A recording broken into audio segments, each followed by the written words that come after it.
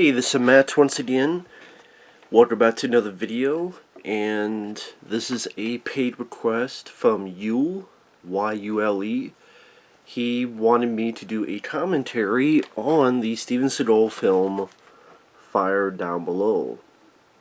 Now, for those interested, requesting any type of videos, topics, reactions, reviews, re-reviews, randomness, out of the blueness, rankings lists, topics, whatever it may be, feel free to send either directly to my PayPal or join my Patreon. Both links are down below in the info box under the video. I will get to it as soon as I can. And let's get right into it. I am paused at the beginning. I will count down. 3, 2, 1, pressing play. We have the Warner Bros. Logo, which Steven Seagal had a great deal with them, because you look at, other than March for Death, all of Steven Seagal's early films was with Warner Brothers. And here you have this blues music, which I know Steven Seagal, sometimes he wants to think of himself as a blues singer. He's saying songs. Yes, Steven Seagal has an album with songs like Alligator Ass and Talk to My Ass. I'm not even joking. Like, those are actual title songs. Now, again, this is Fire Down Below. Came out around 1997, give or take.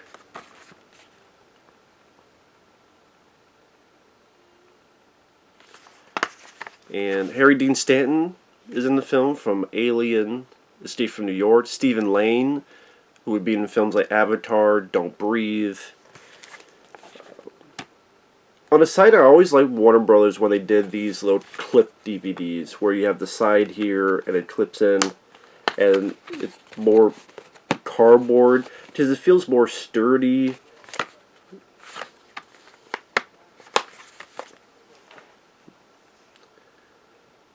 Now this stuff here, which is this background, I do wonder if this film was ever re-edited, because that happens with a lot of Warner Brothers films. It happened with Tango and Cash, it happened with Cobra, it happened with where they film stuff and then things get re-edited. And that's why I wonder, like, all this flashback, I wonder, was this originally a flashback type of deal, or did you actually see all this scene take place and then it got re-edited into a flashback? Again, I don't know. There's no special features on this. And this boss is actually Richard Masur, who was in John Carpenter's The Thing as Clark, who loved his dogs. He was in Stephen King's It. He was one of the adult version of the kids, but he's the one who killed himself in the bathtub. Richard Masur. He was also in License to Drive as Corey Haim's dad. And I like this film. I mean, most of the early Steven Seagal films I enjoy. Above the Law, his first film, I thought out of the gate knocked it out. Very solid, fun movie. And actually one of my favorite Seagal films.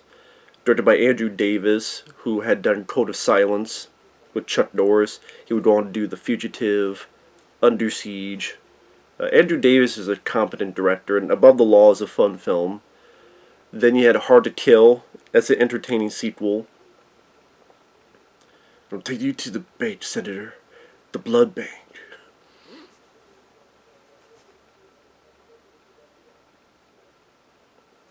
You got, let's see, Hard to Kill. March for Death, which was, again, the only one of his early films that were with a different company, and that was with 20th Century Fox. I always wonder about the backstory of March for Death, because Steven Seagal at that time wanted to be in Predator 2. Apparently he really lobbied hard to be in Predator 2, and had invited Stephen Hopkins, the director, to his place and showed him guns and, hey, let's go out and fire this grenade launcher. And Stephen Hopkins is like, yeah, just this guy isn't... Which I understand, because Danny Glover was perfect as Mike Harrigan.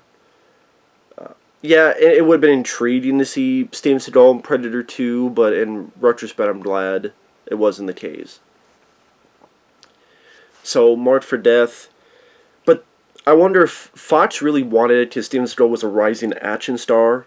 Because Above the Law and Hard to Kill, they made a decent amount of money. So Fox is like, oh, we want a piece of that pie. They wanted Steven Seagal to be in it, but Stephen Hopkins is like, nah, I'm going to choose. It was going to be Patrick Swayze, but then he got hurt because of Roadhouse, so they got Danny Glover. Patrick Swayze would have been really cool in Predator 2. I could see Patrick Swayze, but Danny Glover is the man. But you go to March for Fox may have been like, well, we still want to work with this guy, so here's another script about another Jamaican, cartel, Jamaican voodoo drug guys. And Marked for Death made money. That's a fun one. Out for Justice, which is my favorite Steven Seagal film. That is my absolute favorite Steven Seagal movie. Love Out for Justice. And again, each of these movies were box office hits. And in fact, they were making more money than Jean-Claude Van Damme films. Like, you look at the box office was bigger for Steven Seagal movies than it was for Jean-Claude Van Damme films.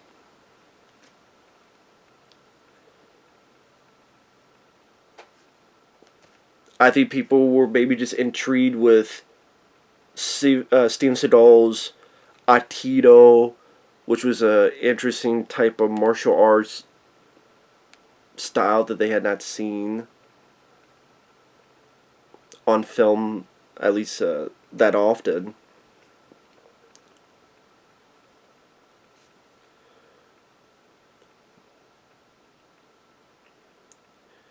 And then, trying to think.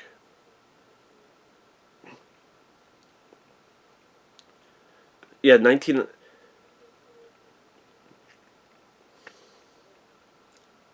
Under Siege. I think that was the next one. Because that was 92. Yeah, I think 1992.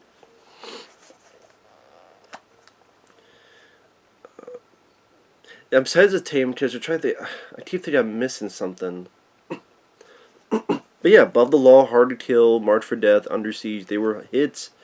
And then that led to Warner Brothers saying, okay, we don't take a chance with a bigger budget, Under Siege, and it was very successful.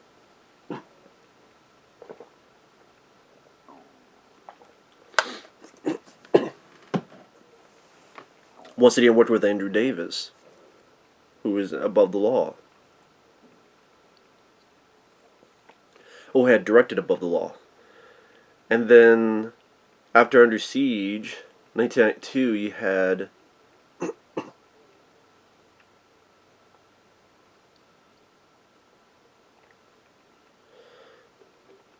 I'm trying to think after Under Siege. What was after Under Siege?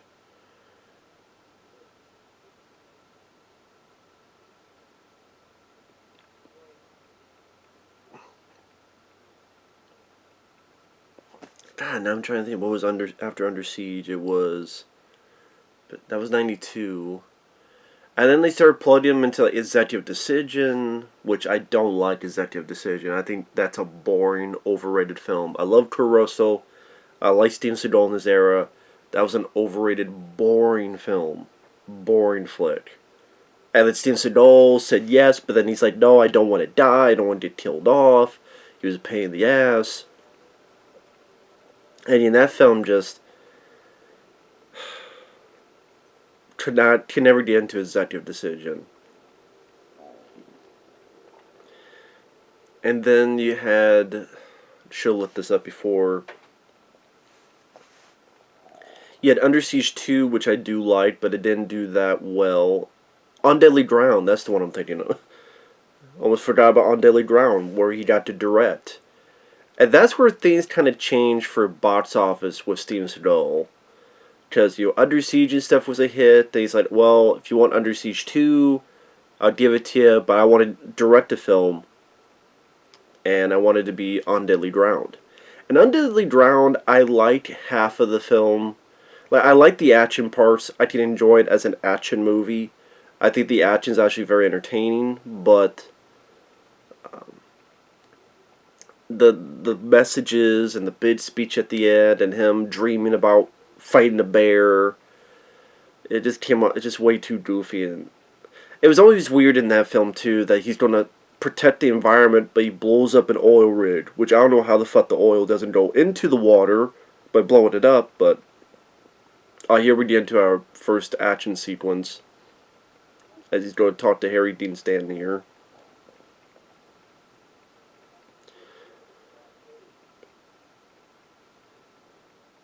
But yeah, what was I going to say, the Undeadly Ground is when things changed. Cause like, I liked Under Siege 2, it didn't do that well.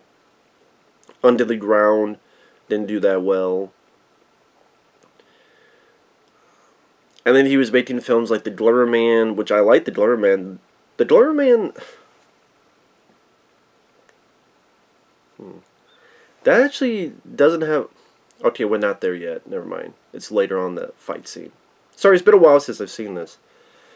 But yeah, after Undeadly Ground, which was disappointing at the box office. Like I said, Under Siege 2 didn't do as well as they wanted. The Glimmer Man, which I like. Like I said, it's in my top 5 favorite Steven Seagal films. Because I like the serial killer aspect mixed in with Seagal in his prime. But that didn't do well, sadly. And I like Keenan Ivory Wayans. I thought he worked well in the movie.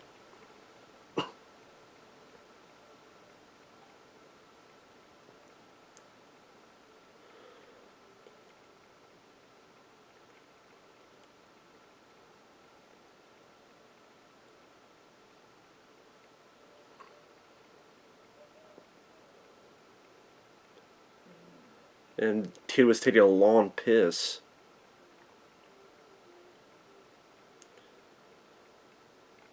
Yeah, Steven Seagal was never much of a runner. Even if you go back to Above the Law, he's never been of a runner in movies.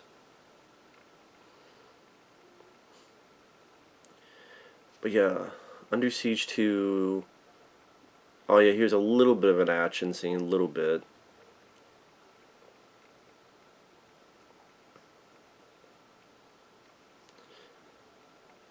I thought in this heyday, Steven Seagal knew how to be Steven Seagal. What I mean by that is that his stature, his presence, his squinty-eyed kind of demeanor. When at the end he was in shape and he could do the moves and gave a little bit of a fuck. Now, one little issue I will say with this film is that the fight scenes are fun, but there's a little bit of, I don't know if it's speeding up the camera or just a certain way it's edited a bit too... Something about it's just not as good as his previous films, but still much more watchable than most of his direct-to-video stuff. But yeah, this is when the tides were turning for Steven Seagal. To repeat for like the 4th time, like I did Undeadly Ground is when things started turning, and then like Under Siege 2 underperformed, Glimmer Man bombed, which I think is an underrated film, and that's like one of the only Steven Seagal heyday of films not on Blu-ray, which sucks. I wish it was, because I'd pick it up. I like the Glimmer. Like I said, I like the Glimmer Man. Was it? God, keep forgetting. Under Siege 2, the Glimmer Man. This film underperformed. This was 97. I think Glimmer Man was 96. Under Siege 2 was 95. On Deadly Ground, I think, was 94 or 93. Maybe 94.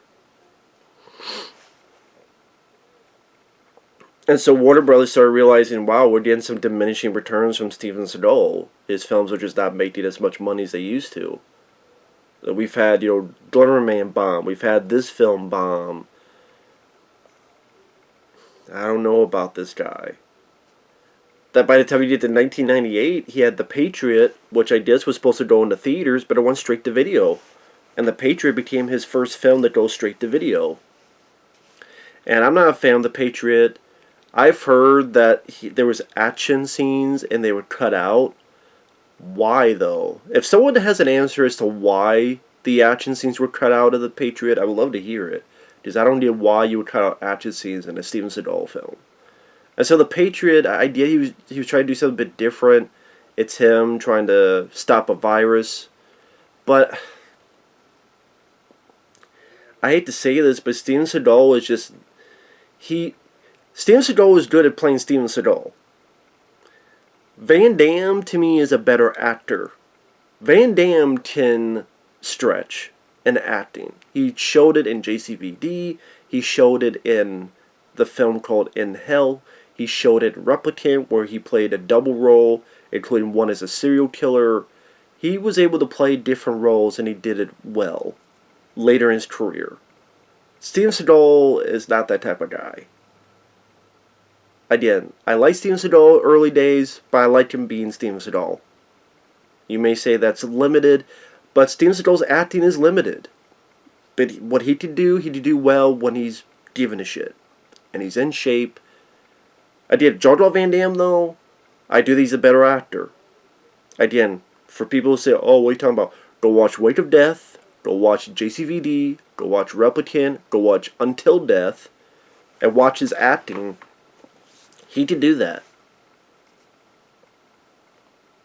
Even comedy. Welcome to the Jungle is not a good movie, but Van Damme himself is fun in the film. So yeah, the Steven Seagal, I just didn't care for The Patriot. And then he tried to have one more break as a comeback with Exit Wounds, with Warner Brothers. That did well. I liked the film. Yes, I didn't care there was a bit more wire work, which I know Steven Seagal wasn't a fan of that stuff. But it was still an entertaining movie. But then he did Half Past Dead. That was a train wreck. And from that on, kind of done. I think Warner Brothers, they were kind of done with Seagal's ego, his behavior, being full of himself. They're like, okay, we'll deal with it as long as he's making us money. But when he's not making money anymore, okay, gave him a chance for a comeback. Joel Silver was producing it with Exit Wounds. Oh, but he did Half Past Dead. I don't know if Warner Brothers released Half Past Dead or another company, now that I think about it. I know they released Exit Wounds. And then after Half Past Dead, straight to video. Other than his role in Machete, his films would go straight to video. And that's when Seagal became a joke. That's really when Seagal became an absolute fucking joke. If I look at Steven Seagal's at least 40, 50 direct-to-video, I'm not even exaggerating, it's at least 40. Because he made 5 in 1 year. At least 30. It has to be at least 30. I can't remember how many. But of that, there's maybe 5. There may be 4 or 5 close to being worth a shit. Urban Justice is a fun one.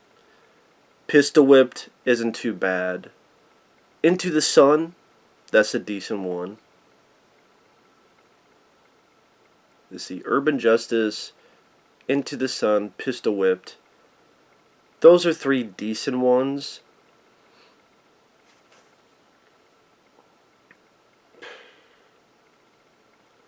Those are the only 3 I can think of. The rest are either bad or boring or kind of so bad it's funny. His worst one is Attack Force. Also the vampire one he did, Against the Dark, which Seagal is barely in it. Kill Switch is a really bad one. Kill Switch is the one where he kicks a guy out the window, and he literally goes out the window. Seagal kicks a guy out the window, and they show the guy going out the window like 5, 6 times. Seagal was so fast he could catch some snakes.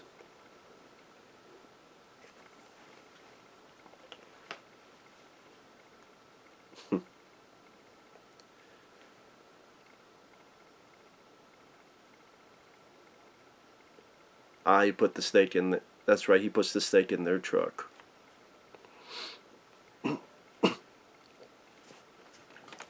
I know I haven't talked much about this film, but this film I don't mind. This is directed by Félix Enríquez Alcalá. I don't know what else Felix has done. Story by Stuart. Like I said, there's no features on this.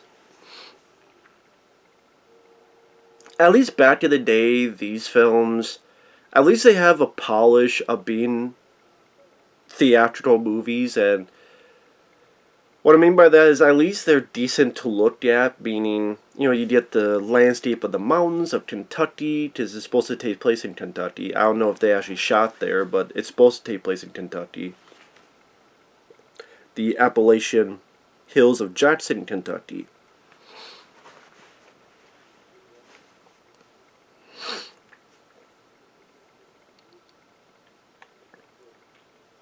And yeah, at least it has the polish and the color scheme of a theatrical film. Just sometimes when you're watching a film and you just see that it looks cheap, I don't know what, it just kind of, I don't want to say it bums me out, but it's like, oh, okay, another one of these. I don't know, just when you're watching a film, you just tell by the cinematography and the color scheme and the camera. Like, a lot of times the camera, and like every shot the camera is like this. But the camera's doing this because they can't afford a fucking tripod.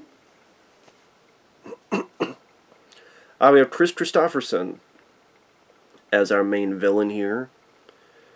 Kris Kristofferson, star of films back in the day, including Convoy, based on the song, which was a surprise hit. Convoy made a lot of money back in the day. Oh, what was the director's name? He did The Wild Bunch. Sam Peckinpah. Funny enough, that was Sam Peckinpah's most successful film, was Convoy. And word has it that the guy was in the midst of drugs and that Kris Kristofferson had to direct some of the film. So, how much of that is true, I don't know. I see Pepsi back there. This is Mark Heldenberger, who would later be a TV star, which I doubt she talks much about this movie.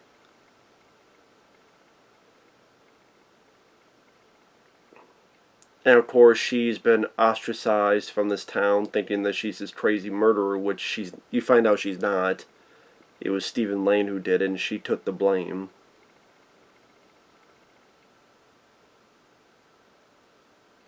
But I thought Mark Heldenberger did a good job. And again, Steven Seagal, I give him a lot of flack nowadays because he deserves the flack. Back then, again, for him playing who he was,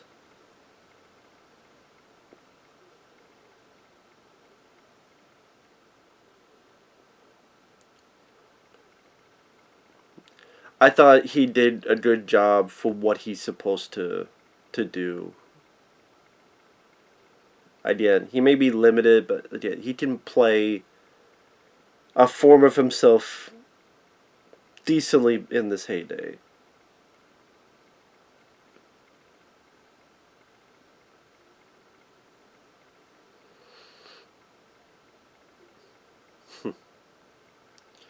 Steven Seagal is like, I'm gonna get some poontang, I'm gonna get some poontang. And also, the thing is, I'm so hard on... Let me reword that. I give Steven Seagal a lot of shit, because number one, I think he deserves it. I think the last 20 years of Seagal's career has been an utter fucking joke.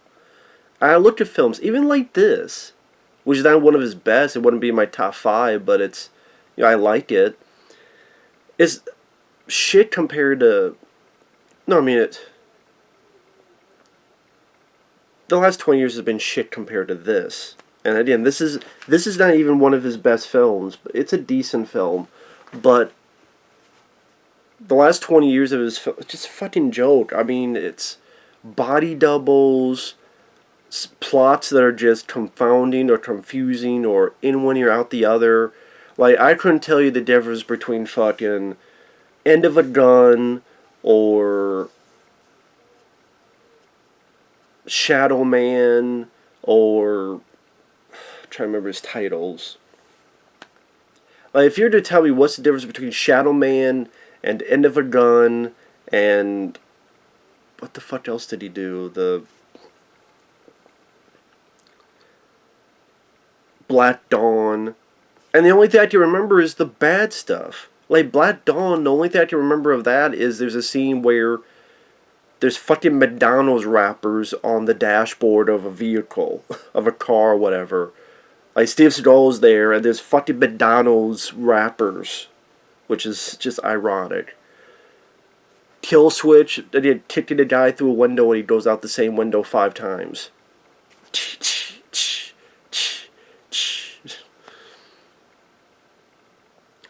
Many times he will not care enough to go back and redub his voice, so they get a different person to dub his voice. And just, you know, the directors that have such horror tales working with Seagal. Very few directors. I think Andrew Davis, he noticed a change. I don't think he had a bad experience working with Steven Seagal in Under Siege, but he knows there was a change between him there and Above the Law. But there's directors that just... Like the guy who did Hellraiser 3 and did Waxwork 1 and 2, Anthony Hitchcock. He worked with Steven Seagal on Submerged, and he said that Seagal was one of the worst people he ever worked with. And he also worked with Dolph Lundgren. He didn't mind working with Dolph Lundgren, but Seagal, he's like, I would never work with that guy again. Because Submerged, that was a film that was supposed to be a horror monster movie. And then apparently, supposedly, he came in with a Predator 2 DVD and said, I want to make the movie like this. So I guess he's a fan of Predator 2, or just Ego, that was the film that he didn't get. But then that was changed. Nope, no more monster movie. Now they're getting ready to make the monsters. It's like, nope, I want to be fucking government experimenting on people. There's the CIA and the FBI and the KFC and the DGA and the NBA. That's the thing. Go through Seagal's filmography and count how many times he plays a CIA guy.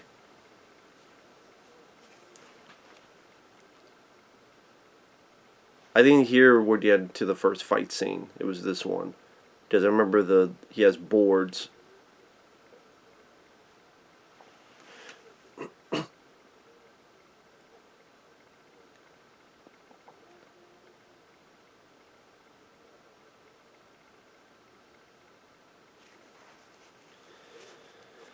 But yeah, this is when Steven Seagal was actually in decent shape.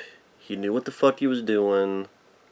Well, other than his ego. His ego got the better of him. On Deadly Ground, I think a lot of people were turned off by On Deadly Ground. And again, On Deadly Ground I can enjoy as an action film. If you watch just the action film portion of that movie, it's entertaining. Nice but here you go.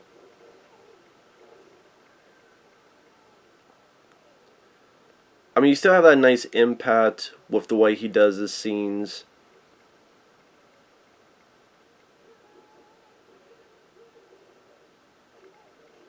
There you go. See, like, when he came down on that, it's like, at the last end, speed up the camera, like, at the last end of this bit.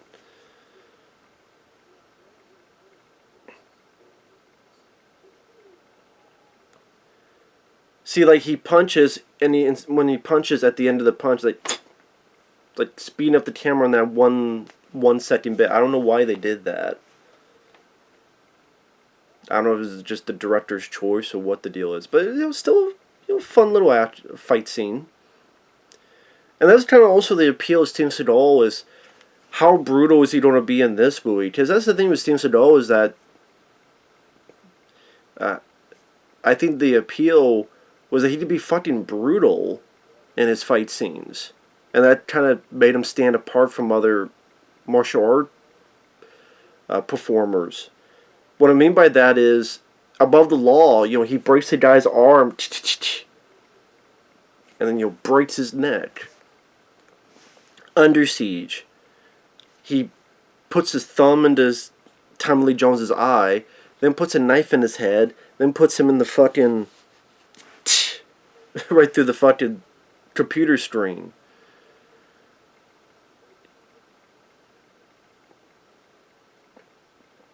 In Under Siege, when he hits the guy, and the guy's like shoulder goes into that drill, like saw, I should say, that saw.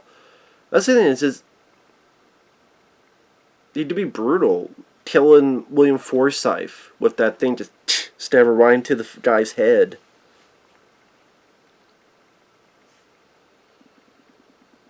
The doorman, when he beats the guy up, throws him out, and the guy lands, and he's been impaled like under his chin. And again, Seagal, you're wondering, damn, like what brutal stuff is he going to do then? You know, breaking arms, breaking legs, breaking necks. The Bone Smasher, the Bone Cruncher. Which even made him a bit different from Van Damme. And to me, that was the cool part. Is I could go see a Van Damme movie, I could go see a Seagal movie. And then sadly, both of them, their egos got the better of them.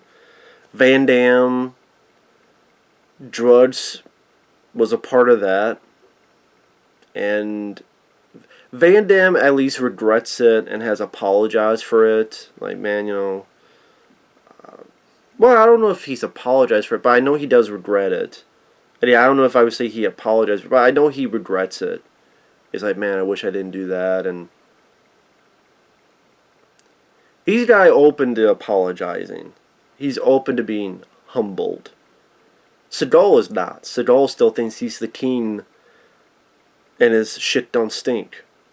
And that's why I like Van Damme. One of the many reasons why I like Van Damme more than Seagal. Again, Van Damme, he actually made some decent direct-to-video films. I liked Wake of Death. I like Six Bullets. I like The Shepherd Border Patrol. I enjoyed Replicant and In Hell and The Order. Second Command was so-so. But not as embarrassing as, like, Seagal's, a lot of his films. I was saying, like, Seagal made a lot of films that were just fucking embarrassing. Like Kill Switch and Attack Force, Against the Dark. Van Damme, other than maybe Derailed, which was just embarrassing because of its bad effects. I don't know. Van Damme seemed to do a bit better. And he didn't show that he could be a decent actor as well. And, I mean, not a lot of these guys are talked about nowadays, but it seems like the people I talk to, they respect Van Damme a bit more than Steven Seagal.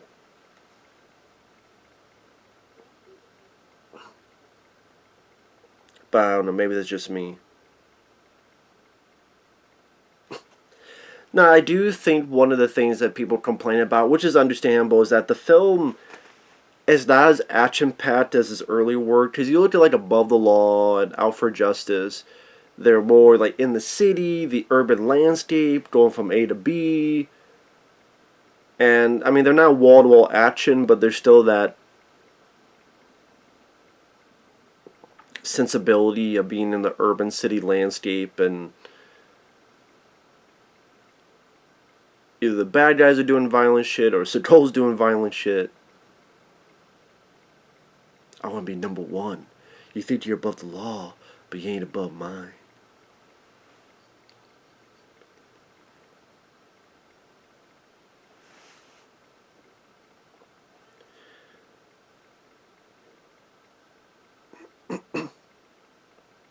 But this, I mean, if you think about it, we're 33 minutes in, and the only action scene was that little fight scene. But I just, again, I don't mind the location they shot in Kentucky. It is a different landscape for Steven Seagal. When the action is there, I don't mind it. I think it's decent. there's definitely more action later on. You know, there's a shootout he has with Randy Travis. There's some car stunt work. I mean, there's some decent action that comes up. And like I said, I don't mind the plot because the plot was a little bit different from Seagal's other work. This is more of an environmental movie. You know, as it says here, the toxins being dumped into the abandoned mines could turn Jackson, Kentucky into a wasteland if no one stops it. EPA Marshal Jack Taggart will stop it. So he's at the CIA, Environmental Protection Agency.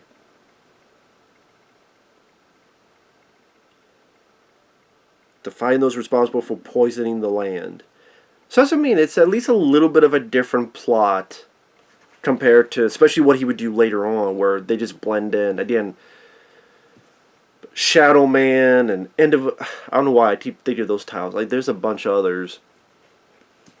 They just blend the fuck together.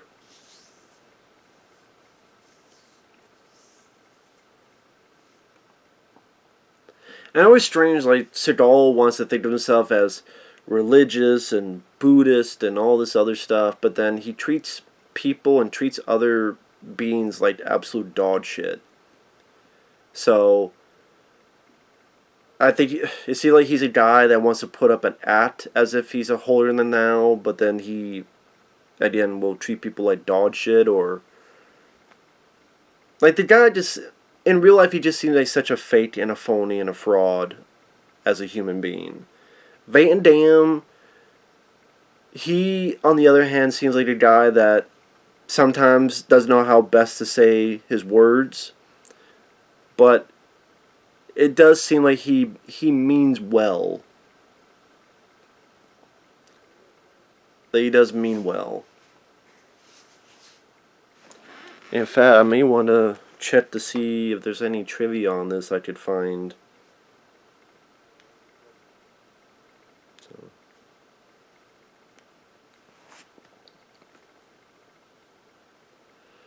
But I don't think there's anything that egregious about the film either. Like, I mean, it got a lot of bad reviews from critics. And I'm saying, well, I mean, like, so far, maybe there's some people that are bored with it. But, I mean, I don't see anything that was that egregious.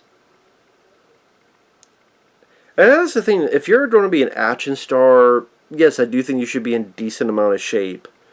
If you're someone like Sammo Hung, that you could do all that, even being a bigger guy, okay, that's one thing, that's different. But Steven Seagal, when he's barely doing a move, and then they have a fight double, and they have another double, do this, do that, that's different. That's a different matter, that's a different thing. You know, that's when it's like, okay, if you don't give a shit, why should we give a shit as a viewer? I just don't think Seagal gives a shit about his movies anymore. Now, he hasn't done one in a while, so maybe... I know he's hiding out in fucking Russia. Probably because there's some people looking for his ass. But yeah, I'm just looking it up. The director, Félix Enríquez Alcalá, seeing what he's done. Episodes of Lois and Clark, Space Above and Beyond, episode of Sliders, TV movie Justice League of America, 1997. One episode of CSI, one episode of CSI Miami, one episode of Law and Order Special Victims Unit, one episode of Breaking Bad, one episode of Castle, one episode of Grimm. So there's a lot of TV work. One episode here, one episode there. So I wonder what he does. Like, some of these guys, when they have that kind of sporadic work, I wonder what they do in the meantime. Jeb Stuart, one of the writers. This is a guy who helped with Steven D'Souza on Die Hard, helped with David Webb Peoples on Leviathan, or at least he was a... yeah.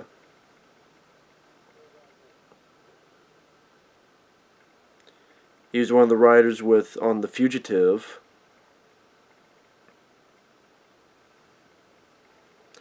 Yeah, how much of that was changed, I don't know. Okay, it says it was shot on location, Kentucky.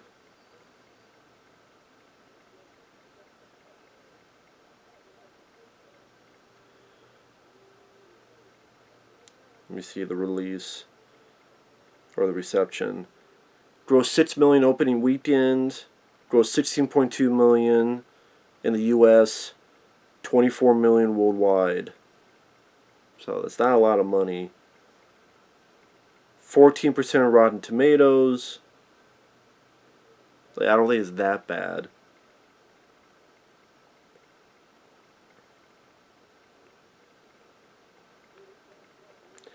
.1 on IMDb. I don't think it's that bad to be that low on IMDb.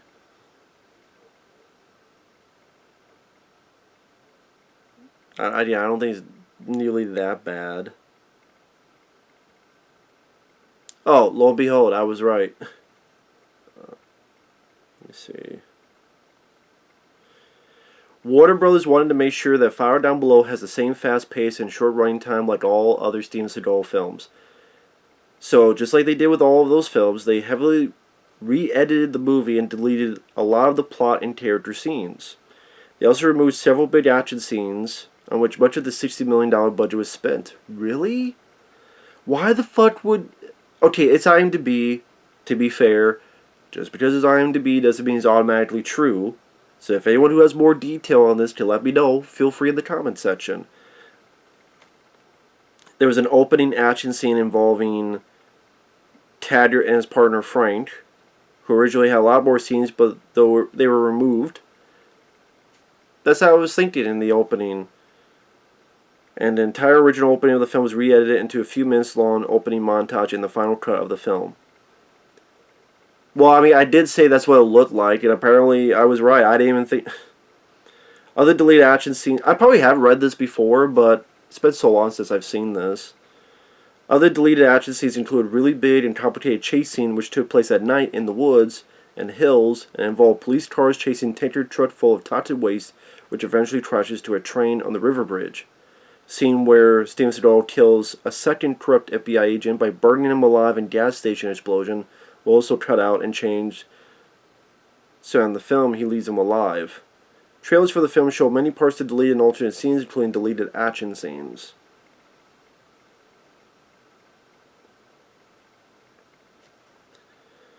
The box office flop of this movie caused Steven Seagal's multi-picture contract with Warner Brothers to end. He worked with them one more time in Ned's Wounds. That proved to be a hit. When Bruce Willis was attached to the film, the screenplay by Jeb Stuart was more of a drama than an action film. When Seagal came aboard, writer Philip Morton was brought in to convert the material into an action movie.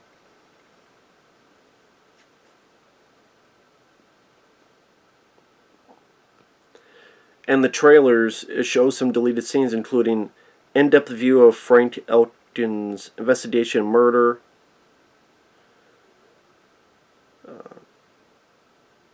someone complimenting Seagal and Sarah at the dance, Seagal in a black t-shirt turning around and pulling a gun on somebody, gas station explosion, deleted car chase.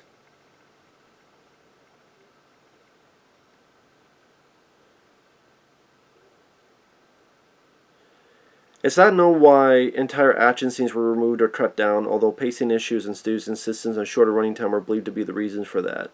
Yeah, because the movie's an hour and 44 minutes, so they probably wanted it under 2 hours. So they sacrificed that stuff.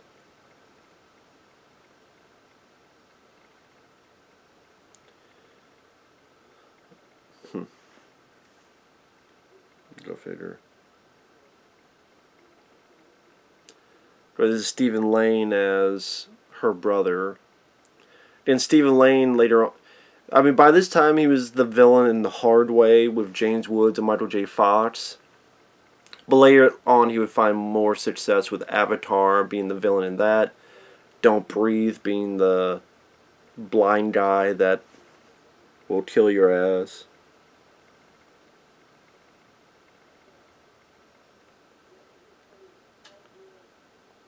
I looked up Steven Seagal's other movies. Okay, filmography. So what have we got? Above the Law. Enjoy the film. Would be in my top 5 Seagal films. Hard to Kill. Fun film. Marked for Death. Entertaining. Out for Justice.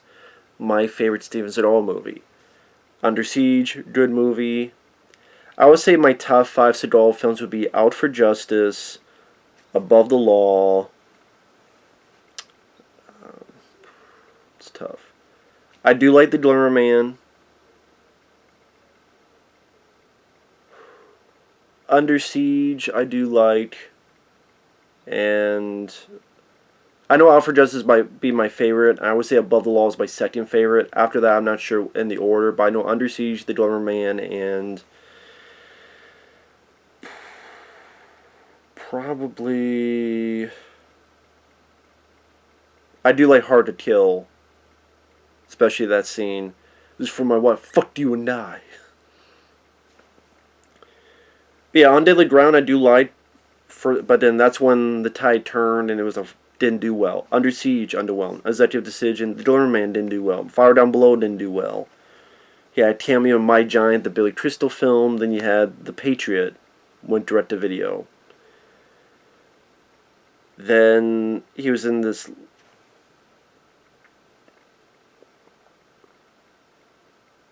these like bit parts in films that no one knows about.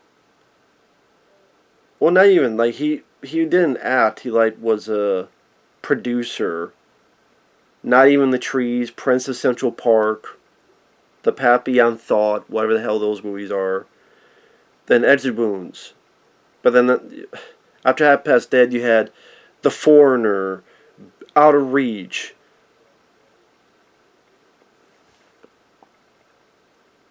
Okay, this is when he's going to take care of the cops.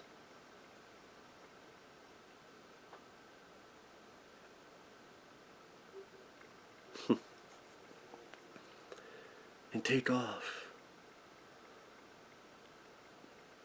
I don't believe in your authority. There you go. Get this guy.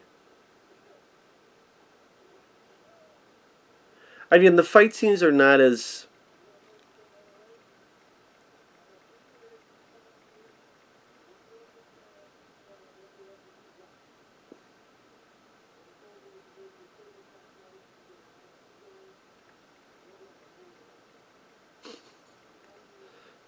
Your proctologist put on the hole that hurts the most.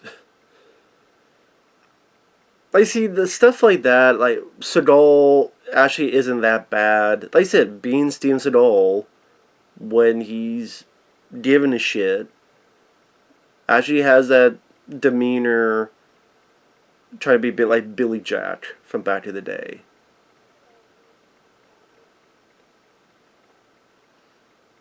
But yeah, I do think one of the issues people have is that it's not as action-packed compared to others. Like I said, we're, I don't know, 47 minutes in and you've had like 2 little action scenes that are not even a minute long. So I think people like, you go on Steven Seagal expecting something and...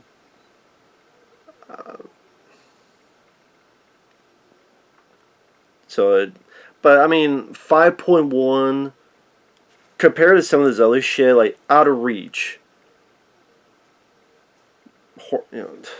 Today You Die, where they stole an action scene. Today You Die is a film. There's a movie with Peter Weller called Top of the World with him and Tia Carrera and Dennis Hopper. There's a decent action scene in Vegas, a car chase. They took that footage and put in Today You Die. Black Dawn, Mercenary for Justice, Shadow Man, Flight of Fury, Driven to... Like, what's the difference between Driven to Kill and A Dangerous Man and Born to Raise Hell? I can't tell you the fucking difference between those 3 movies. If you name me a Van Damme film, I could tell you the plot and stuff about it. I can't fucking tell you the plot of Born to Raise Hell, and I've reviewed the film. I can't tell you the plot of A Dangerous Man. I cannot tell you the plot of Driven to Kill. Or A Good Man. or Absolution, or Sniper Special Ops. That's his second worst. His worst, I think, is Attack Force. Sniper Special Ops is his second worst. That's where you have Rob Van Dam. But they put his last name Van Dam to make just people, oh, Seagal and Van Dam? No, Rob Van Dam. Contract to Kill, I can't tell you what the fuck that movie was about. China Salesman, I think Mike Tyson's in that. Like General Commander, Beyond the Law, I think DMX has a small role, but he shares no scenes with Seagal because I know they did not like working with each other on Edge of Wounds. At least DMX did not like working with him. But most of these films I reviewed, I don't remember a fucking thing about the movies. Because I reviewed all these films on my channel. I don't remember a fucking thing about most of them. I really don't. It would be like watching for the first time. It really would. But again, with Van Damme, I could tell you the plot of...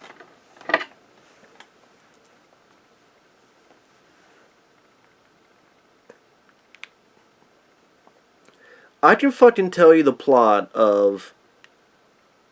What was The Order. Oh, The Order. That's the one where Van Damme had a little bit of trying to be adventure quality with Charlton Heston and do this religious cult and trying to be a bit of an adventure tale. I remember there's some really decent action and fight sequences. Replicant. Oh, he played a serial killer, and so they need to find who this guy is. So there's a clone of him, and Michael Rooker is dealing with the clone while they try to find the serial killer, which is the clone's double. In Hell, oh, he killed someone who killed his wife, and he gets put in prison, and he gets fucked with. He's almost ready to kill himself, but he overcomes it and fights the system in prison. Here we get another action scene. This is I remember being a decent car chase. Like I liked some of the way the camera is used. Obviously, the up close to Seagal, the background's fake. Once Seagal's at the wheel. But yeah, I real cars doing real things. There's a real truck. I just like the placement of the camera. Like from the shooting out the back of the pickup truck or to the side here, so you really get the impact. Nice bits here with the stunt people. Like rocks really falling on this truck. Nowadays this all be CGI. That's why I appreciate the professionals putting work into this. And I think that's another thing growing up. Watching these, I appreciate the work they went into doing this all for real on camera as a real person in the pickup truck being smashed by this big fucking semi. That's a real car almost hitting both of them.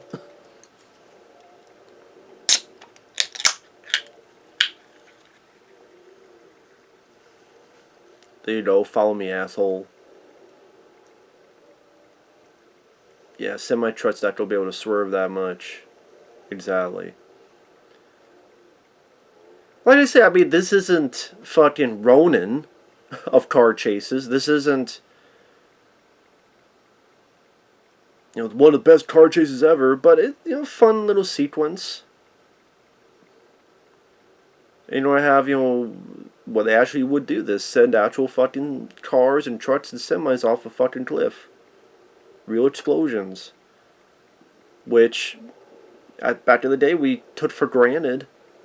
Because we didn't realize one day they would stop doing the shit. Because it'll all be digital.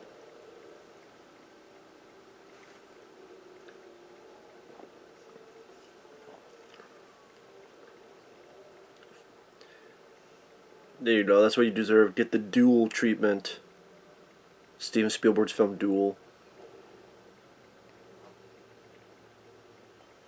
Now, yes, sometimes in movies they would do this with like a toy, a model. But I mean, if you have the budget like this, they would just fuck it, get an actual semi, and or at least a shell of it, send it off the fucking cliff, and we'll just shoot the shit. Usually in slow motion, so you get the full effect. Because if it's just regular motion, it's just like, oh, there's no explosion? Surprised.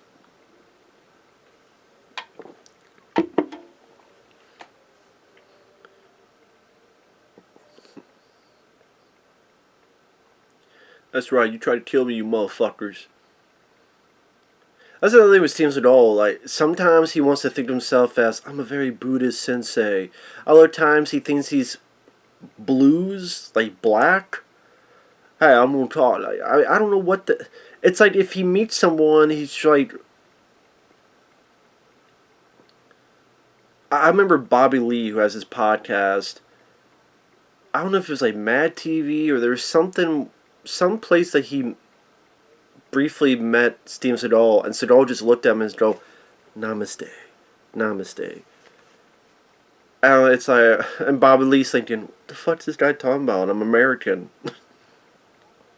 He just looks at the race and just assumes shit.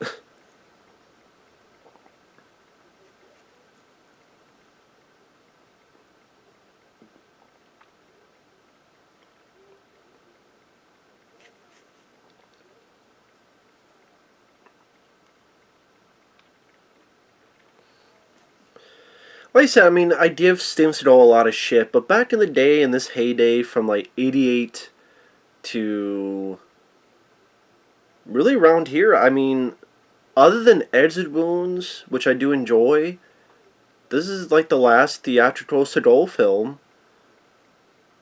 worth a crap. Really. Idea is direct to video, there's maybe 3 or so movies I don't mind, but other than that, just not much to run home about. It really isn't.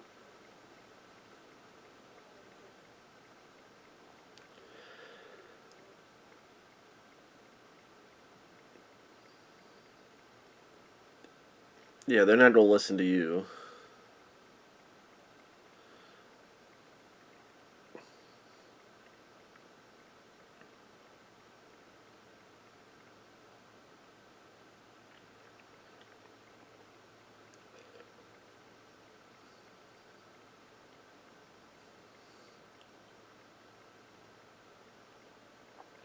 Goes looking to the mines to see where all this shit's at that they're dumping. Because Steven Seagal is a character, and he's a guy that I make fun of the most because it just... the way he treats people, all the stories that you hear about him, his ego running wild, and I just looked at all this stuff where even as just an action star, if you look at it based on that, I mentioned a lot of those titles that went direct to video. I can't tell you the difference again between Born to Raise Hell and Driven to Kill and End of a Gun and Absolution. I can't tell you the difference between all those movies because they all feel the same. They all blend in with each other. He's either with the CIA or he worked with the CIA or something like that. The action scenes don't stick out. Van Damme, you could tell at least for the most part, was trying. And not all of his direct-to-video films were great either. The last couple films he's done, Pound of Flesh, The Last Mercenary, wasn't a fan of it.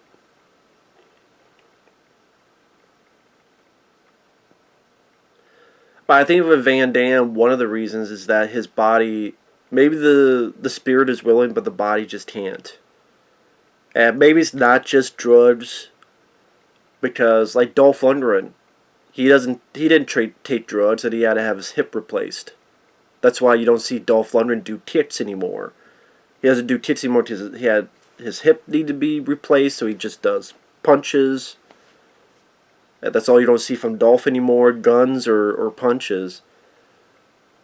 Just how it is. People get old, and you do action scenes, and you do such a repetition that it wears down the body.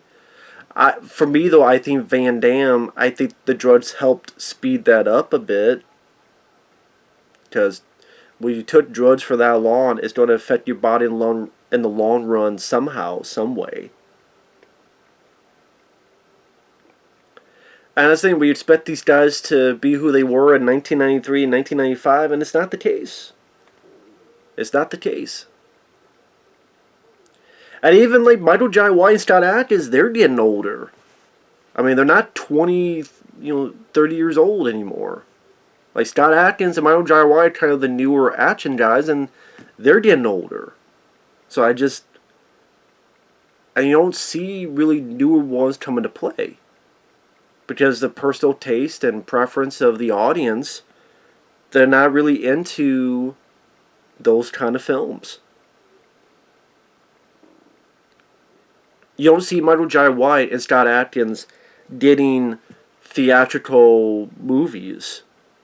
If they did work, it's the direct-to-video market.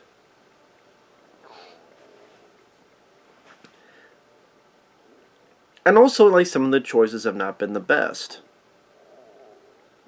And so these guys have to take like Michael Jai White, he's not getting movies in big budget productions, so he'll take a film like Black Friday, a lame, unfunny horror comedy.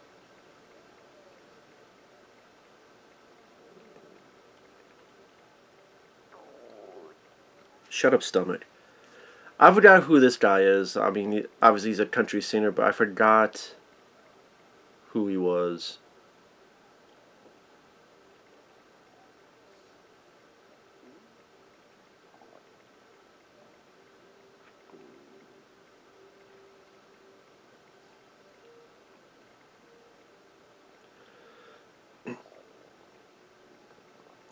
Also, I think a lot of people that grew up with Steven Seagal at this time think about the films he was making, Above the Law, Out for Justice.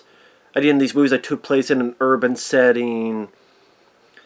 I guess they didn't really want to see this country yokel version of Steven Seagal. So you have like a landscape, an environment that's a change of pace of Seagal's previous films, and I think there's a good chunk of people that grew up with that type of movie, and they're like, I don't want to see this, Kentucky yokel hillbilly shtick. And maybe people don't want to admit it, but I think there's a lot of people that feel that way.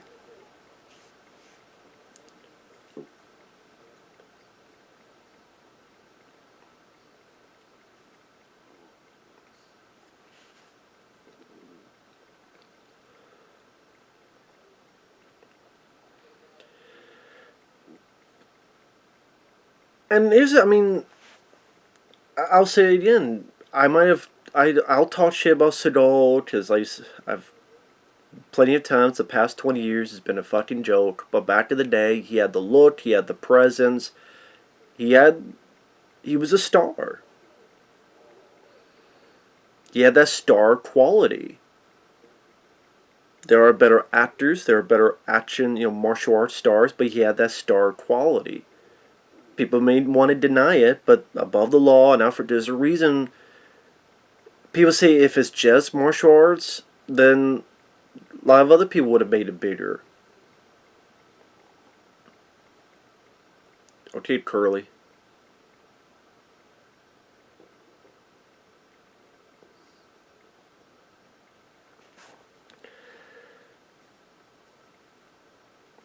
I think if Seagal would allow himself to be humbled and said, you know what, I fucked up. I don't think I'm not as good as I think I am. I apologize. Let me train. Let me get better physically. I really want to prove myself to the people. I want to prove myself to the audience. Be humble. And then apologize and, hey, I'm human. I fucked up. Just something. And have it be sincere. But that will never be the case, and just how it is.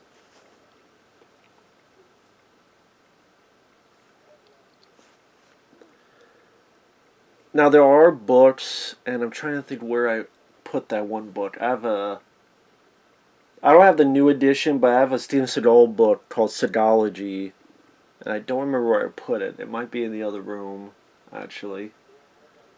But it's a guy named Vern wrote about a good chunk of Seagal's films, at least by that point.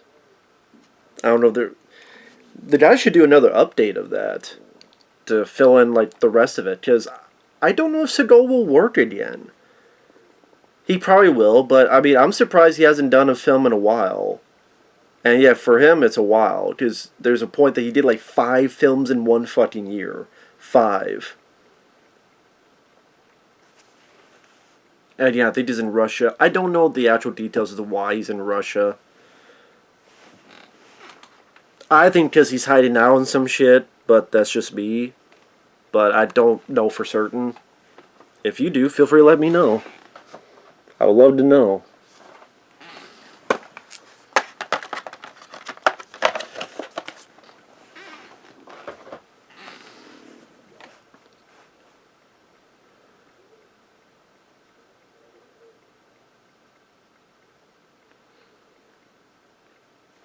Actually, I get that phone back. Sorry. Something else I want to double check on. You hear that squeak against this chair. I guess I'm not talking about the... I mean, I like the film. It's a pretty straightforward movie. Like, the story's pretty straightforward. There's not a whole lot of action, so I don't know if it'll whet everybody's appetites in terms of action. When it's there, it's nothing mind-blowing. It's nothing that will make you go crazy, but it's, decent in my opinion. I think Mark Heldenberger and Stephen Lane, these guys do fine. They do a good job for what they're supposed to do. Yeah, it's just nothing that will blow your mind and any other type of stuff. I'm looking up if I can. I remember a long time ago I found this page where it had quotes from directors on their thoughts on Steven Seagal.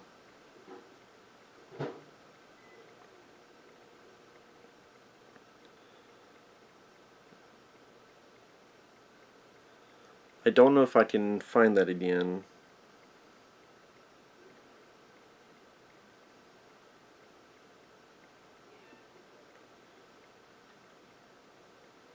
Yeah,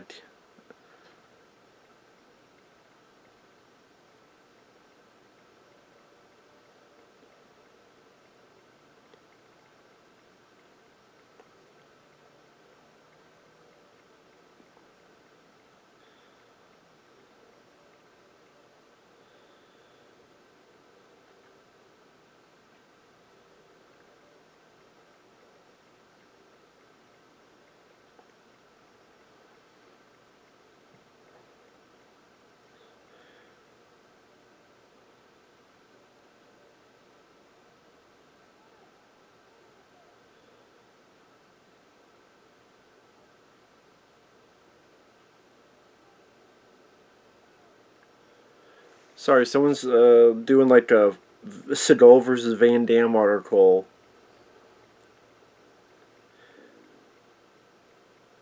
Even well past their respective peak years, there's still the animosity. Van Damme has seemingly moved to quell it somewhat, but Seagal has often found it hard to resist the dig.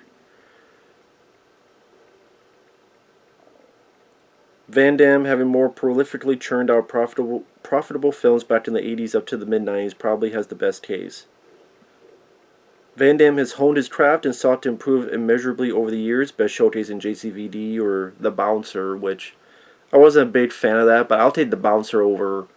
I'm not a fan of The Bouncer, but compared to Seagal's direct-to-video work, I'll take it over those. Seagal never seemed to develop.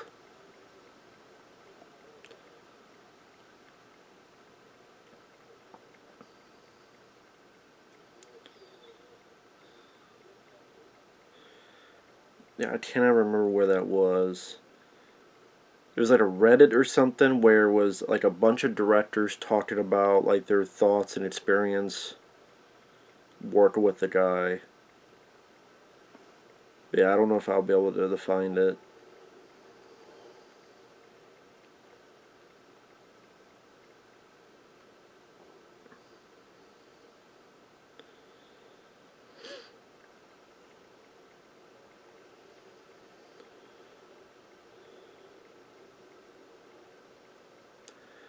They burn down the guy's place. Of course, cops won't do shit because they're assholes.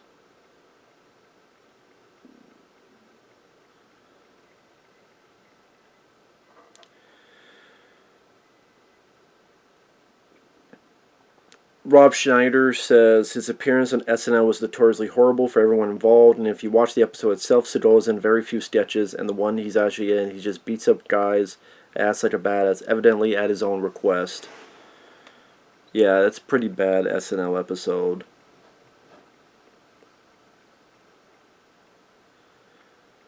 There was a TV show, True Justice, where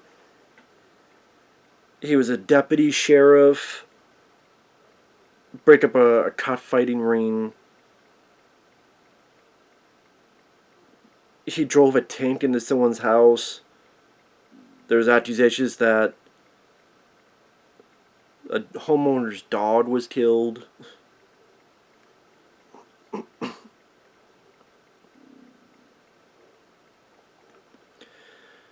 Here's a guy, he was in the military, met him. Guy is a massive jerk in real life who thinks he can push around and bully people to get what he wants.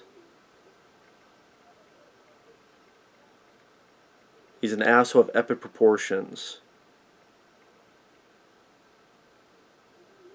Once a group of friends and I were offered the opportunity to go sit with him and his crew.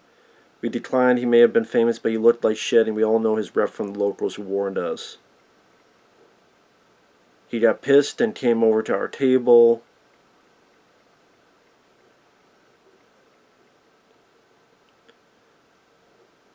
He streams and shouts at us, alternating threats of having us killed by his Yakuza buddies and personally bashing our faces in. He was obviously blitzed.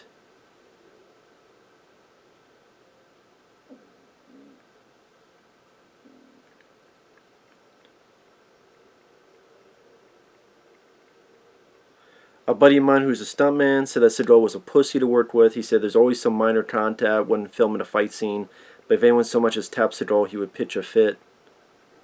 Meanwhile, Seagal would often hit stunt people quite hard and laugh at them.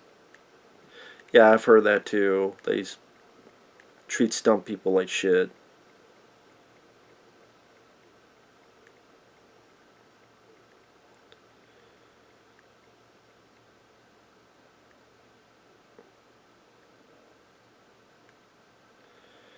Yeah.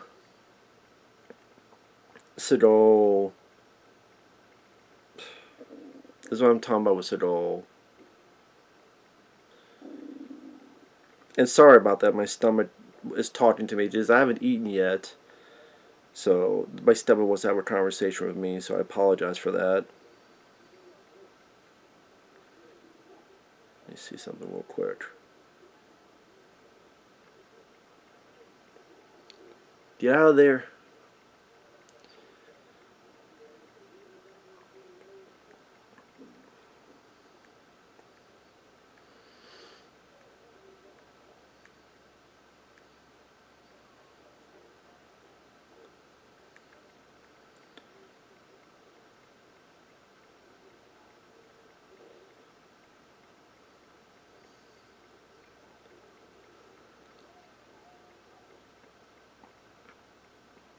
Yeah, trapping.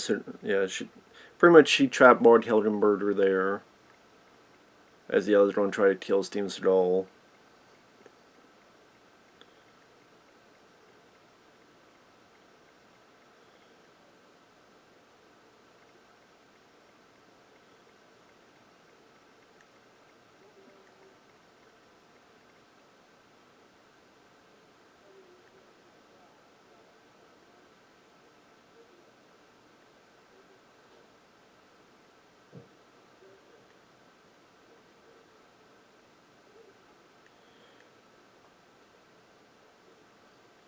Sorry,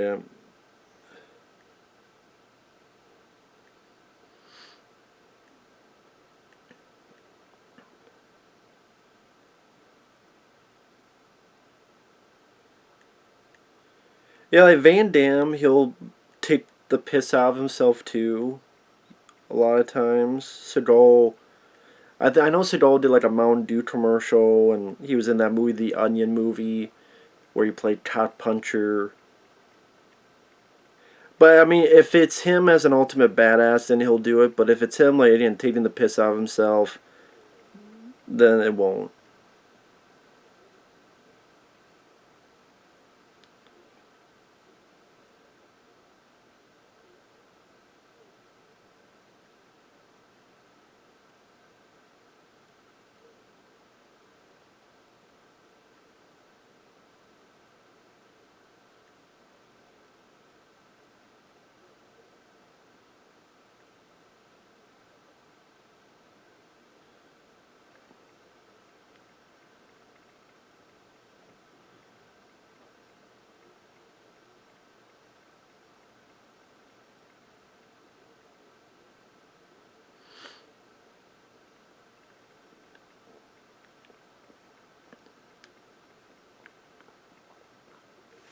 And sorry about that. I want to check a few other things. So so that I'm just not sitting here just describing what's on the screen.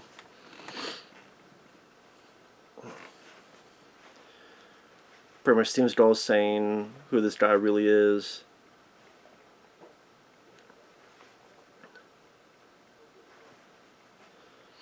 Here we go.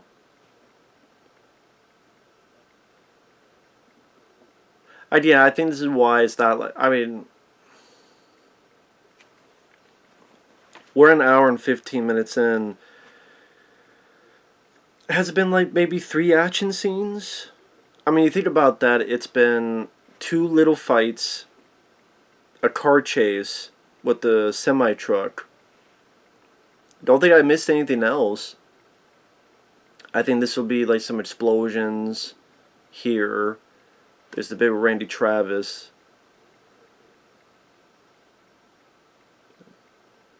So that's the thing, it doesn't have the same action drive as Under Siege or some of these other movies.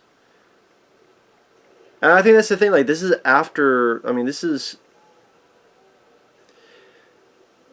Does Toxic Waste look like Dayglow? Like, this, I mean, that's really green. That's like glow-in-the-dark green.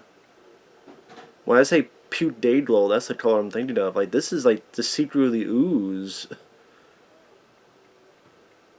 You know, the Ninja Turtles, like, that's the secret of the ooze. With that color.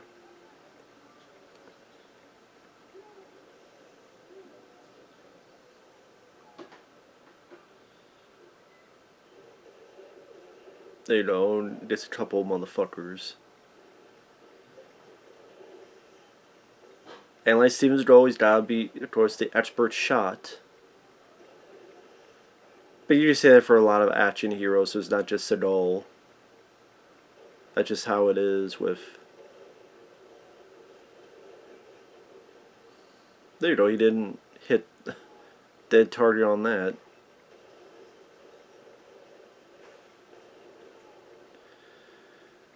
Now, this gun battle, I mean, you don't see, like, blood squibs, which is too bad. You know, the little explosives. You don't see... I have to keep explaining, just a lot of people don't know what a squib is. Like, what's a squib?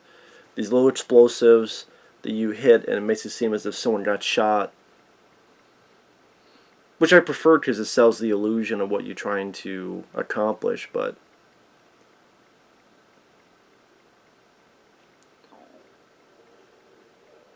Nice. Take down with the hand. Control people with the wrist. I don't know, break his neck with his own... Choke him out with his own arm. That's when you get stuff like that. Like, okay, you know, how many times do you have a guy get choked out with his own arm?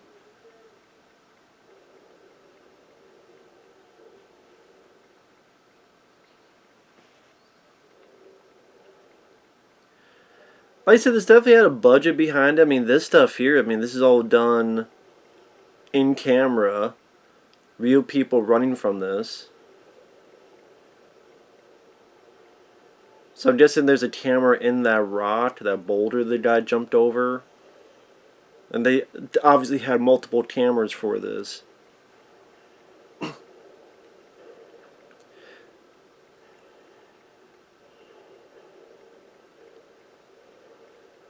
Yeah, I doubt this is Seagal running.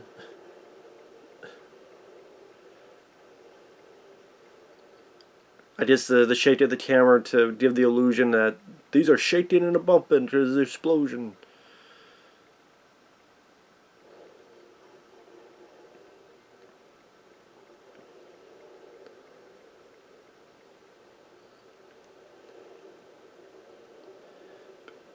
Yeah, I think Stephen Lane somehow makes it out of this because he shows back up later. I don't know how he does, but he does.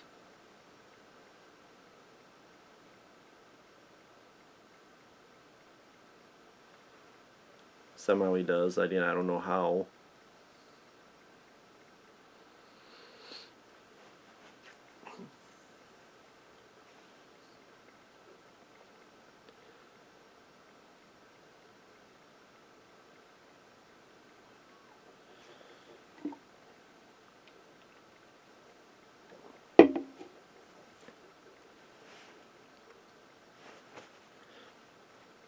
But like I said, I mean, the reason I don't mind the film is because when the few action scenes are there, I thought they're entertaining enough. Like I said, I don't mind the plot, the idea. I don't mind that's a little bit different. I mean, I didn't. You look at Seagal's other films, I keep saying I can't tell the difference between one and the other. I can with this.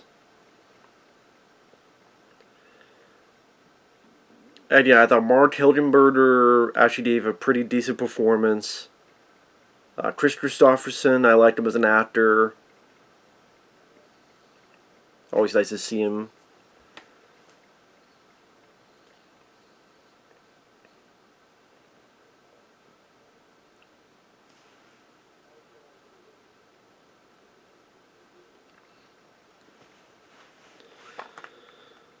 And that's the other funny thing with Seagal is that a lot of his early films there was like 3-word titles,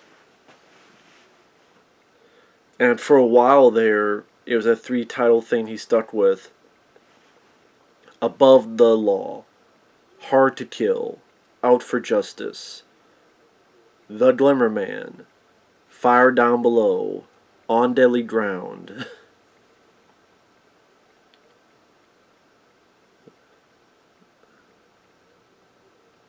Marked for Death. Although, ironic enough, his most successful was Under Siege. I use Randy Travis. Some people might not even know who Randy Travis is. I mean, he was a country music star, and he acted in a little bit of a few films. He was in a film called Black Dog with Patrick Swayze. I actually thought he did fine for what he needed to do. I wish he was in the film more, though. Because I was like, wait a minute, Randy Travis?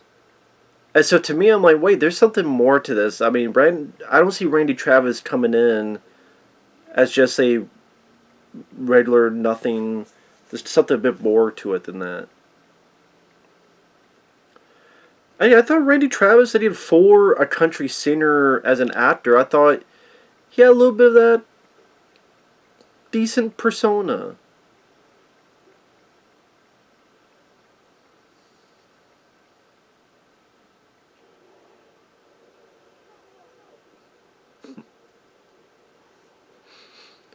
I actually thought he worked well.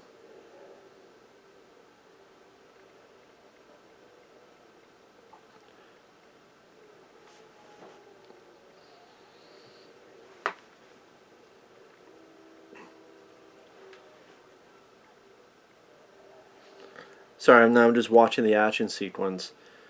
This is a bit that was talking about in the trivia where after this shootout in this gas station,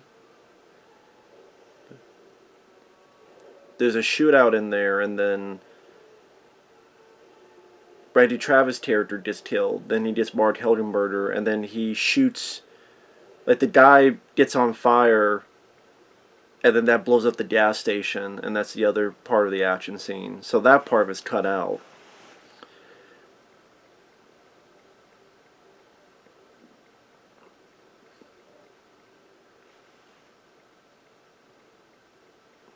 Well, I mean the tank portion. So yeah, it's at this diner that the shootout happens. Been a while since I've seen this, but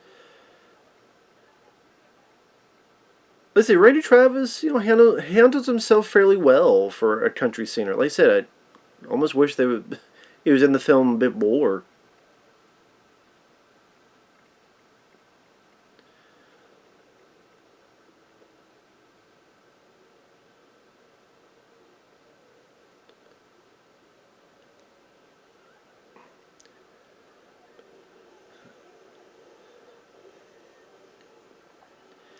Interesting choices the director does with the camera.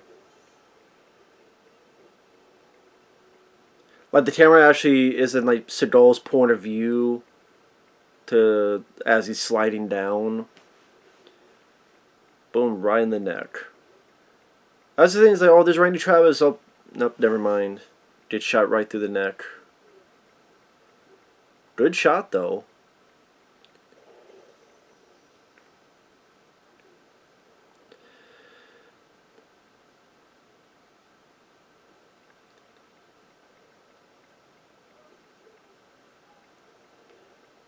Yeah, but I'm guessing the original idea was right here. Let me hear the line first.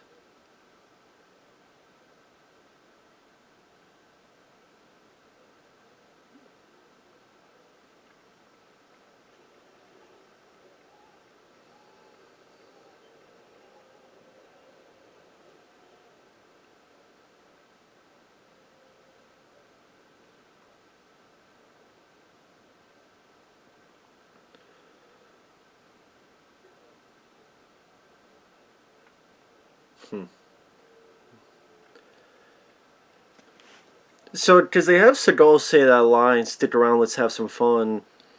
So I wonder if they shot maybe two versions of that at that point. And yeah, I haven't seen the trail in a while. If there's a gas station explosion, then as well as like Hard to Kill. For those who don't know, in Hard to Kill, the bad guy William Sadler died in the original version, and you see a bit of that in the trailer. If you watch the trailer to Hard to Kill, at the end of the trailer, there's Seagal's face that says, "Take that to the bank," and you see like a reflection of like fire on his face, like a glow. That's because he killed William Sadler and like put his head in the fireplace, and so he's looking down. He's like, "Take that to the bank."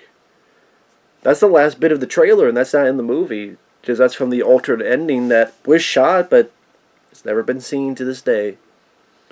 So I'm guessing they shot, they shoot two different things, or maybe went back for additional photography, whatever it may be.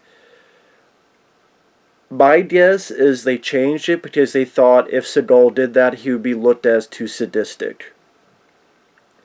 That here's a guy who, this guy's obviously has no ammo, no guns, as Seagal shoots the flare out of his hand, burns him up, and then boom, explosion. I think they would go, well, he's an EPA agent. He would look a lot more sadistic if he did that. Granted, as a movie, escapism, it's entertaining, but it's weird to say logically for a Steven Seagal movie. Yes, logically, it makes more sense to not kill him off as an EPA agent.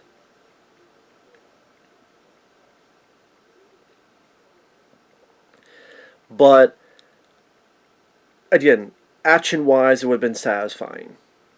Because, hey, explosions and, ooh. I would say they went with the more logical but the less entertaining portion of it, I guess. And yeah, that did happen with us Seagal early films where stuff would get re-edited, or I mean Warner Brothers did that a lot. Like I said, they did with Tango and Cash.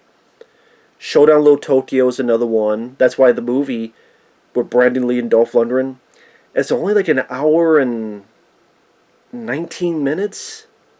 I think that's with the credits. It's not a long film at all. It's a really short fucking film because they took a lot of the shit out.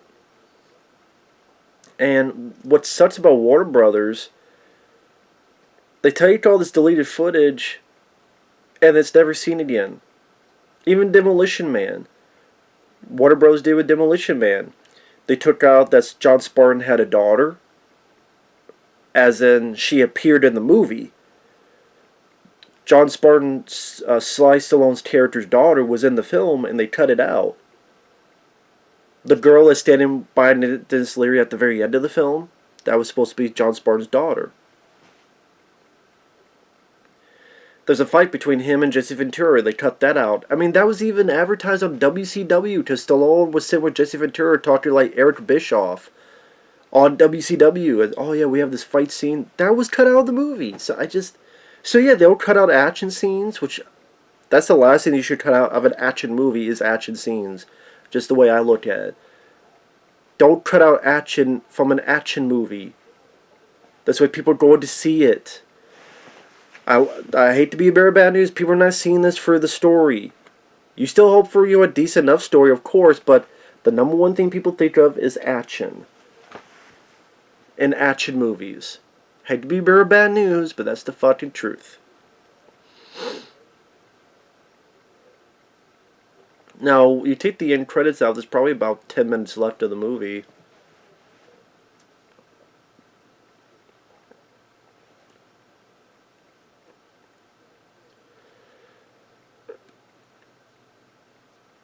But I mean, this last bit here, I mean, you have the stuff in the mines, you have the diner shootout, you have this. There's going to be a fight scene here. This is probably the best fight in the movie. Which makes sense to say for the last.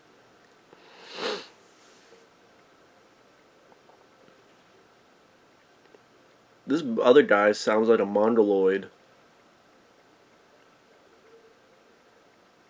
You guys haven't learned better.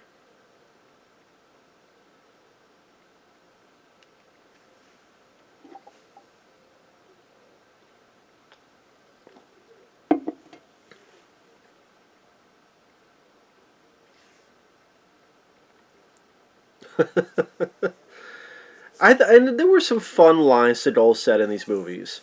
If your dad knew how dumb you were, he'd trade you for a pet monkey.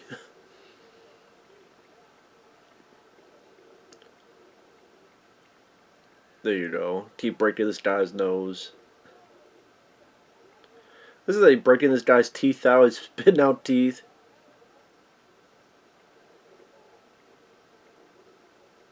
There you go. Ooh, right in the nuts. That's my favorite bit there. That's cool. To do this and go right through the fucking pool cue. That's probably my favorite bit there.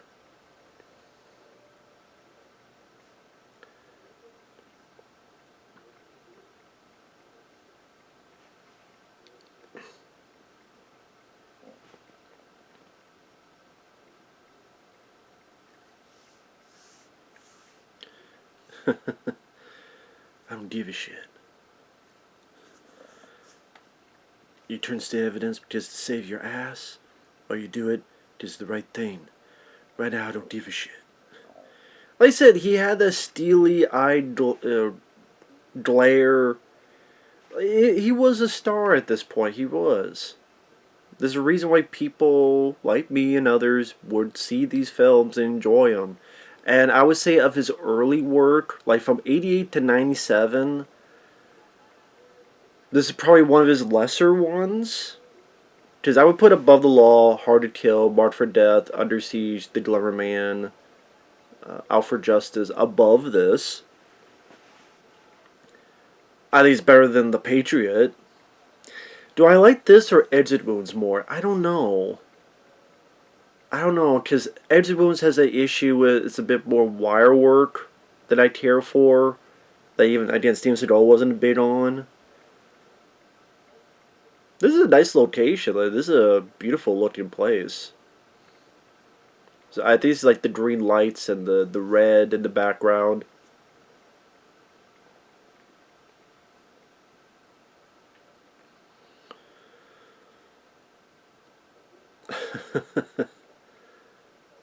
He loves hitting people in the nuts. But hey, you don't bring someone down. That's not the way to do it. Cop puncher. Steven Seagal is cop puncher. Is that Travis Tritt? That definitely has a country flavor to it. Because I think that's Travis Tritt. I think we have another action. Do we have another action scene here? Or is it cutaway? No, I think we do see him.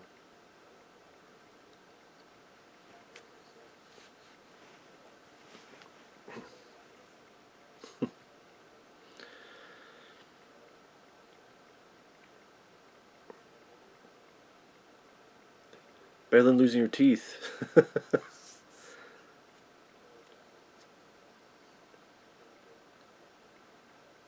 This guy, I swear I recognize him. Was he a guy in The Perfect Weapon that Jeff Speedman fought, or was it someone else? There you go. Use the one guy that kicked the other guy's nuts. There you go.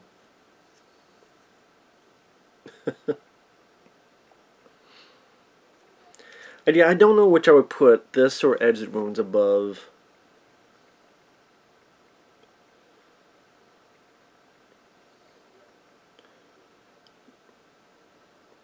I don't know, I have to think about that for a bit. Because Exit Wounds does seem like a bigger budget movie with a feel.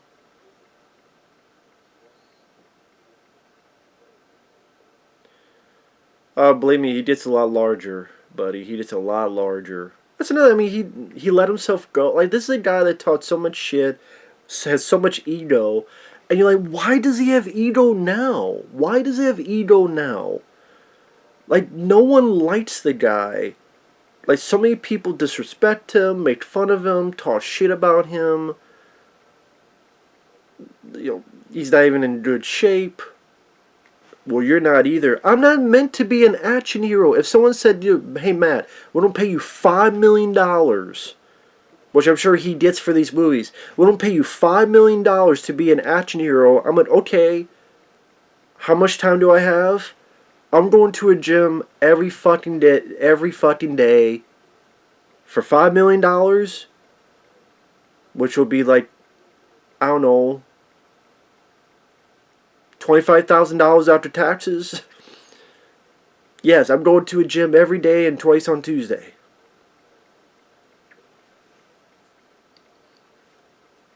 Just saying. Yes, I want you to train me. I will work out. Then afterward, you could go do whatever.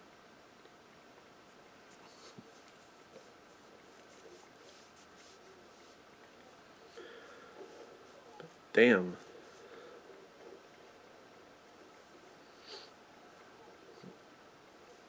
Wounded him so that he could be in prison. But he did kill a guy.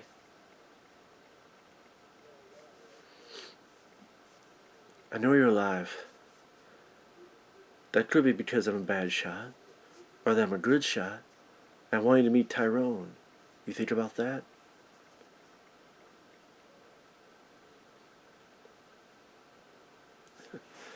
You don't be bent over a sink for and grab your ankles and pray.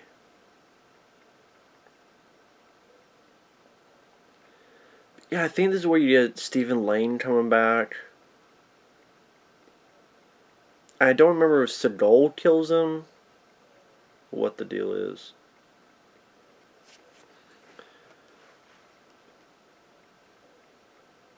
Yeah, because she thinks it's Steven Seagal, but it's Stephen Lane. So, yeah, I mean, I don't agree with this review by CBS TV, the best Seagal since Under Siege.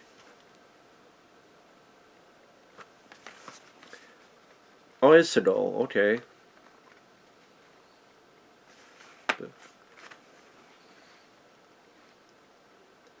Maybe Stephen Lane doesn't pop back up again. I guess I got confused. There's an alternate scene where she kills Stephen Lane's character. And they changed it to just him dropping down. That just seemed like a lame... I forgot about that. That just seems like kind of a lame death for Stephen Lane, for a guy who's such a piece of shit. He's just in a mine and he just crumbles down. So that means there was a more satisfying death and they just got rid of it. Like Mark Hildenberger killing Stephen Lane, the guy who fucked her... Like, that would have been more satisfying. I don't know why they changed that. Why did they change that? I don't understand. Just Stephen Lane doesn't really have much of a death, and he's the guy who deserves it the most. So, I don't know why they changed that. But I don't understand a lot of... Yeah, that's the end of the movie. Like, Stephen Lane is third build. He's third build, and he deserved, like, a more satisfying death, and they just... And then Richard Masur, he's at the very beginning, and he never, like, popped back up again. John Deal, his buddy at the very beginning, John Deal was a guy who was on the TV show Miami Vice for a while. That's the guy who played Steven Seagal's buddy at the very beginning.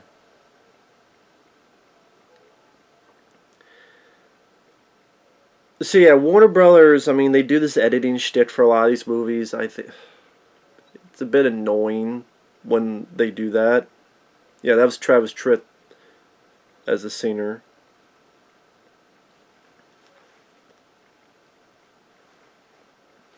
Bobby Brown? Oh, that's a different Bobby Brown. Richard Pee Wee Piedmont?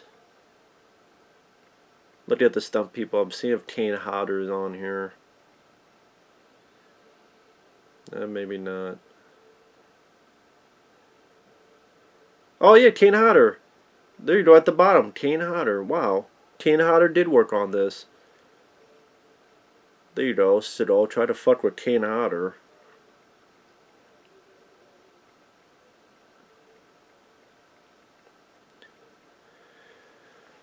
But yeah, the movie itself, I mean, the DVD doesn't have any features. You go to the menu, it has special features, which are cast and crew.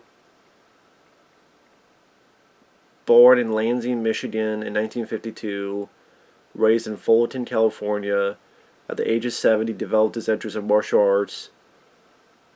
Began studying Aikido.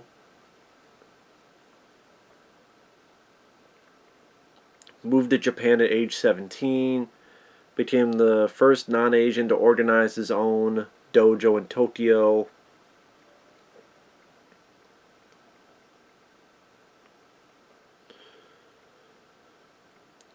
Made his acting and producing debut with Above the Law. In 1994, he made his directorial debut on Deadly Ground.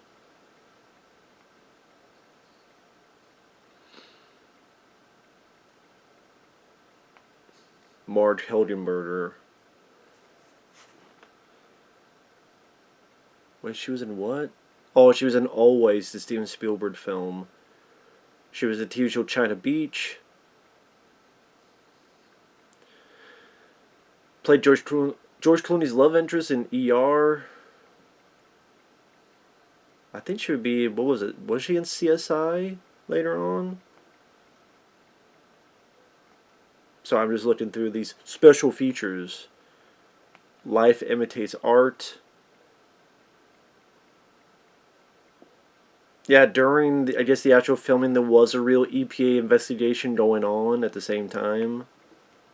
And trailers. You get trailers for Above the Law, Fire Down Below, Glimmer Man, Hard Kill, On Deadly Ground, Out for Justice, Under Siege 2. Speaking of which, let me look through the trailer.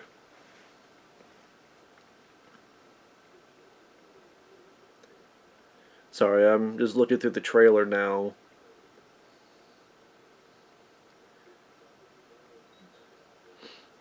Okay. Goes the townsfolk.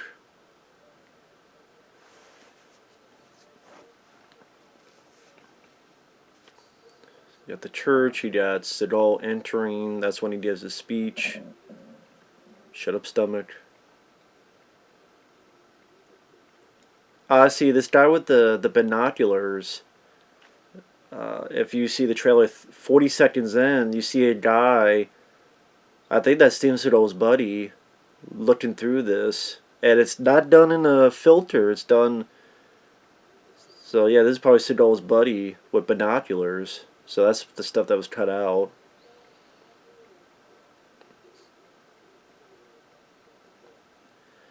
And this is Harry Dean Stanton giving a compliment at 50 seconds in. I was just about to say that. That's not in the movie. Seagal going, I was just about to say that. So that's not in the movie.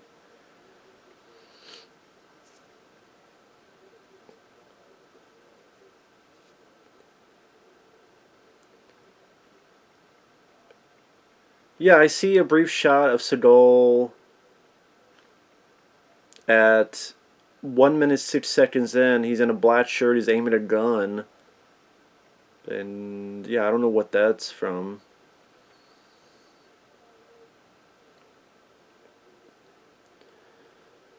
See, that car chase bit's in it.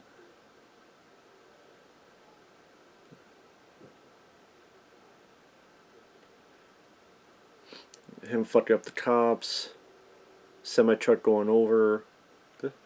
Yeah, I see... There's a bit here at 1 minute 26 seconds in. Yeah, there's like cop cars. Or there's cars with lights in it. I don't know what that would entail.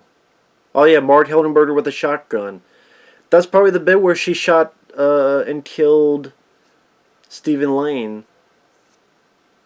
In fact, that's probably what happened. Is Stephen Lane showed up. He's not really dead. Has a gun on Steven Seagal.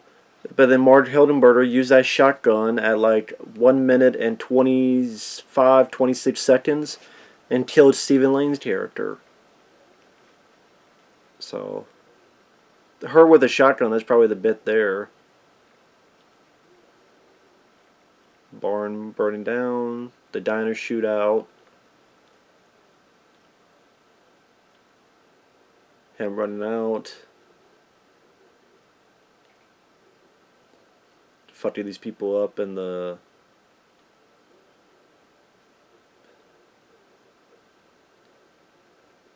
I'll tell him. I don't see a gas station explosion in this, unless I missed it. I'm not seeing a gas... Maybe there's another trailer. Maybe there's a second trailer, but I'm not seeing a gas station explosion in this trailer. There may be a second trailer. So... But again, in this trailer, that's like 2 minutes long, I don't see a gas station explosion. Yeah, maybe it's just... Because sometimes they do have like 2 trailers for a film, so... Anyway. A little bit extra. With that said, decent, entertaining, time waster. It's not my top 5. Top 10, sure. Again, like, Out for Justice, Above the Law. I know that Government, Under Siege, and Hard to Kill will be somewhere in the top 5. The other 5, I know Marked for Death would be on there.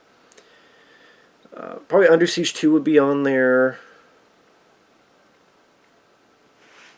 That's 3 more. Yeah, I would put, you know what, I'll put Urban Justice. I'll put File Down Below and maybe Exit Wounds. Where specifically, I don't know. Well, On Deadly Ground, I don't know, I really like the actions on Deadly Ground, so that...